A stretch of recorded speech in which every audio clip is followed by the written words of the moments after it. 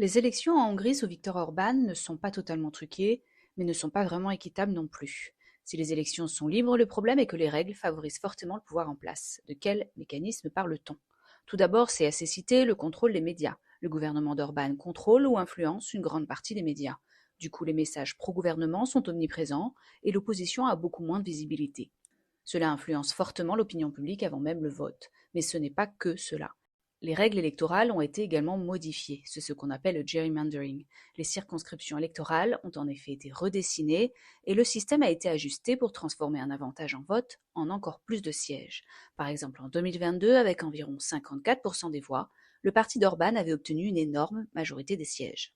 Ensuite, que fait-on des ressources de l'État? Le gouvernement utilise des moyens publics pour se promouvoir. La frontière entre État et parti politique devient floue. Des observateurs internationaux ont déjà noté ce mélange problématique. Enfin, les institutions sont affaiblies, justice, médias publics, institutions indépendantes sont de plus en plus contrôlées par des proches du pouvoir, et cette méthode réduit les contre-pouvoirs qui garantissent une démocratie équilibrée.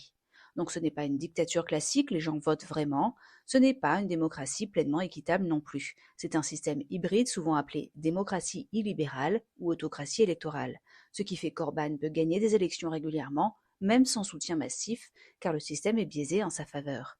Orban est au pouvoir depuis 2010 et domine la politique hongroise. Il fait face aujourd'hui à une opposition plus forte, mais dans un système où le pouvoir a déjà pris une grande longueur d'avance.